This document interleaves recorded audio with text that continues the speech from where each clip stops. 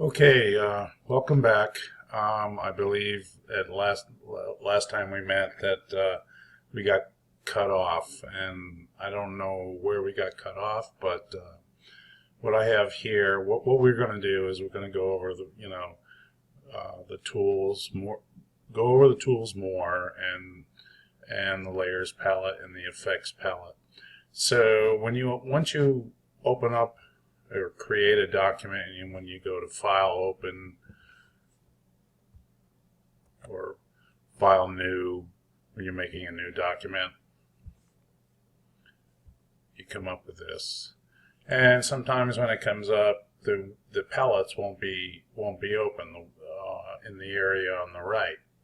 So when that happens, you just go up to Window, and if you kind of think that each palette is a window, it kind of makes sense that it would be up in the Windows menu. So go to Window, go down to Layers, click on it. Layers, your Layers palette opens up. Same with Effects. We won't get into Effects today, so I'll close it. And as you recall, you can manipulate your layers, you can rearrange them, except for the bottom layer. And you can, like so, like so. You can make a blank layer by clicking on the little icon that looks like it has a corner folded on it. Or you can click on the layer like so, where the light gray is, click on the garbage can, ask you if you want to delete, and you go yes, and from there we can move on. And it's always a good idea to make, anytime you make something visual in your Photoshop document, to make a blank layer. So this way each layer is independent from one another. And so what I did here, I don't know if we did this last time or you saw it last time. What I did was I went to the brush tool, which is down here. I clicked on it. You'll see up here I can pick the size of the brush. I can pick the blending mode, which I'll go into later. And I'll keep it at color burn for now. And I can pick opacity. The percentage is how dark or how heavy the color is I'm going to use. So I'm in the brush tool, and if I go down to the color tool down at the bottom, we have front. If I click on this little curved arrow, I can switch it back and forth, or I can go to the default, which is black and white. And actually, maybe I'll keep it at black and white. Go back to the brush tool, click on it. I have a small brush. If I go up here, I can make the brush larger, all the way up to like 3,000. Almost. We'll make it semi-big. No, maybe bigger. And so I am going to, on a brand new layer, I am going to just spray paint.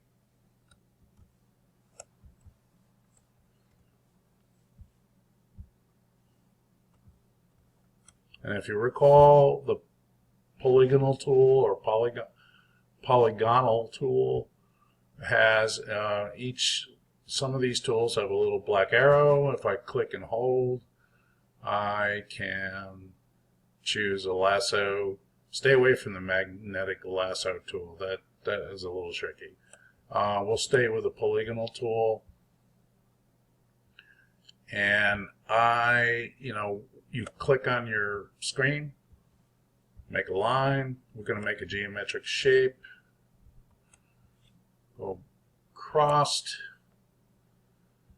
I'm going to click on the color tool again, and I'm going to choose, let's choose red. and go OK. Whoops. Double click. Choose red. Click OK. And it comes up in the color tool, color chip tool down below. If I go back to the brush tool, make a new layer, and I can just start spray painting. And you see it only stays within that shape. Okay, so here's something really cool. If you didn't like that color, you decided you didn't like that color, you go up to Image in the menu up the top, and let me see.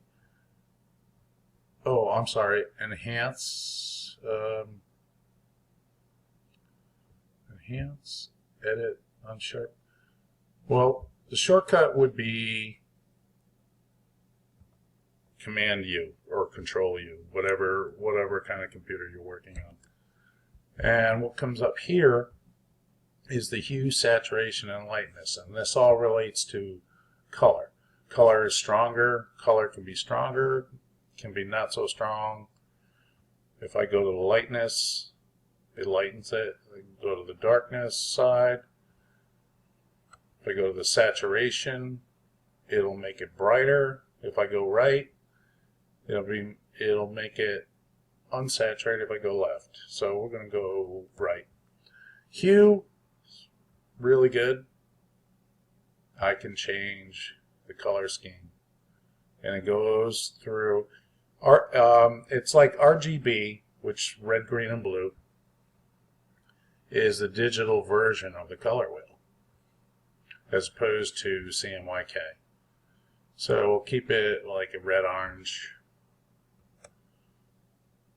Okay. If I go down to the gradient tool, which makes a blend, I click on it and a little crosshair comes up, and depending on what you have down on your color chip tool, I say, oh, we'll keep the magenta. We'll click on the curved arrow, and we'll choose, let's go green. And if I click and hold and drag across the shape, it'll only do this if you have a running selection, and we call it marching ants. It'll stay within that shape until you make a new selection. And I'll go Control U again and saturate it, going right. Okay. Then I go Control D, or I can go up to Select and just go deselect. Okay, so we're still working through these tools,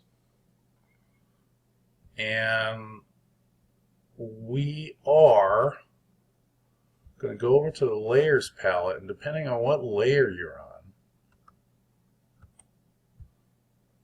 or whatever layer you want to work on, you have up here underneath the word Layers several blending modes. And they only work if you have one image over another. So let's try Color Burn. Color Burn, not so hot. Overlay, not so hot. Unless I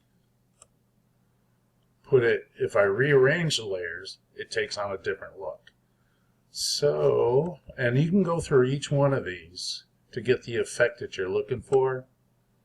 And I think we'll go with that. No, maybe not. Let's go to multiply. Nah, not so good.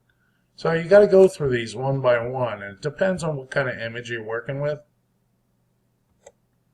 Yeah, we'll do that. Okay. So that's it. And good luck experimenting. And also remember to save your work so I can see your progress. One last thing I forgot to mention was that if you go next to the blending modes, next to it you got opacity. What that means is, you know, you can make it see-through or not see-through. So let's try that. And go back to the blending modes. And good luck experimenting.